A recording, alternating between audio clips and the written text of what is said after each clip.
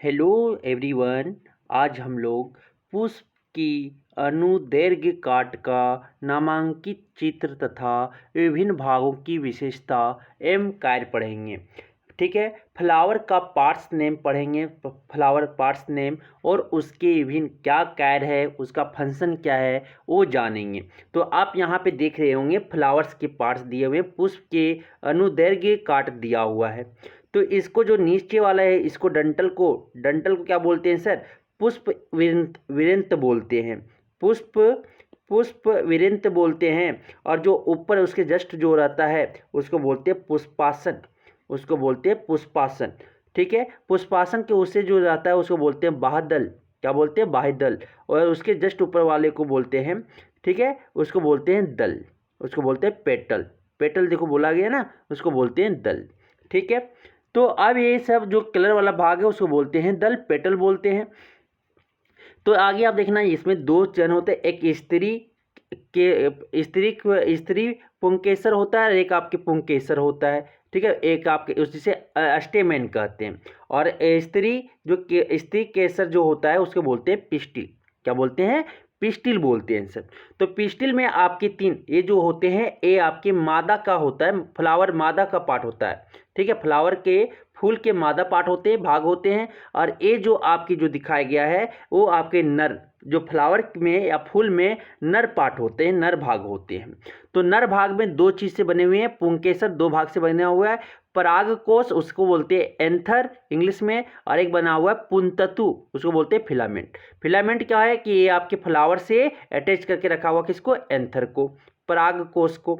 अब देखो जो स्त्री केसर में आपके जो पाए जाते हैं वो क्या होता है? वर्ती कार्ग होता है, उसको अस्टिग्मा कहते हैं।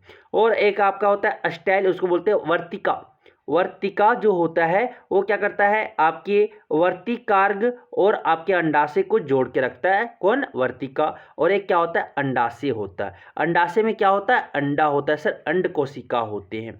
ठीक है, तो ये आप सारा डिटेल एक एक करके पढ़ेंगे। पुष्प के विभिन्न भागों की विशेषता एवं कार्य जानेंगे। तो पुष्प विरतेंत जो आपकी है, पुष्प विरतेंत क्या होता है? डंटल नुमा होता है। ये आपकी जो क्या करता है, उसका कार्य जो है पुष्प को पौधे से जोड़ता है।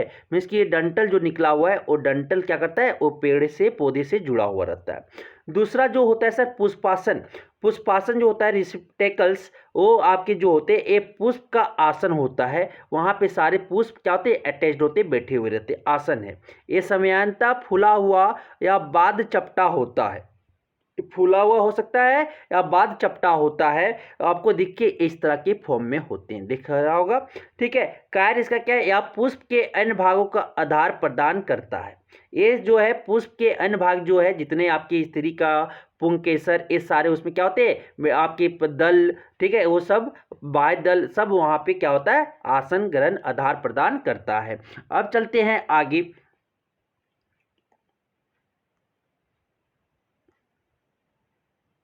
अब क्या आता है देखिएगा, बाह्यदल पुंज आता है। बाह्यदल पुंज क्या होता है? उसको कैलिक्स बोलते हैं। या फूल का सबसे बाहरी भाग आता है जो पत्तियों के जैसा इस तरह से निकला हुआ था, अभी देखे होंगे तो इस तरह से निकला हुआ था, निकला हुआ था ना, हरा हरा पत्ती, तो हरी पत्तियों के रूप में होता है।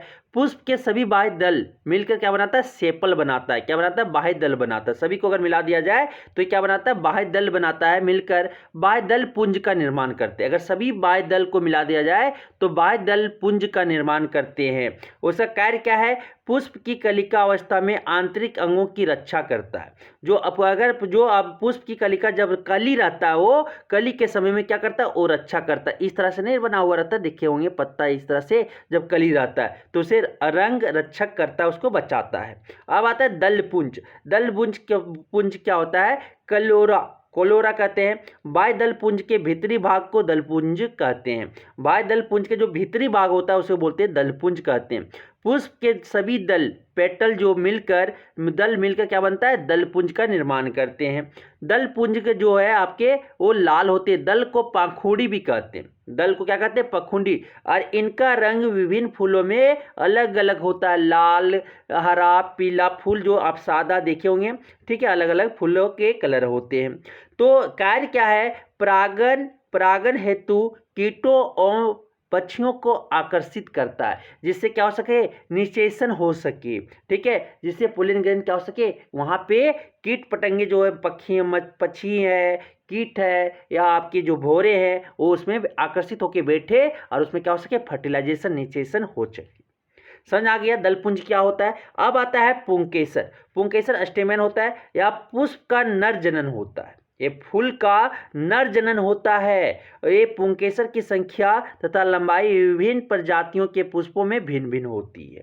तो पुंकेसर की संख्या जो है या जो लंबाई उसका जो होगा, वो प्रजाति, किस पुष्प की प्रजाति का, अलग अलग प्रजाति के अलग अलग होते हैं।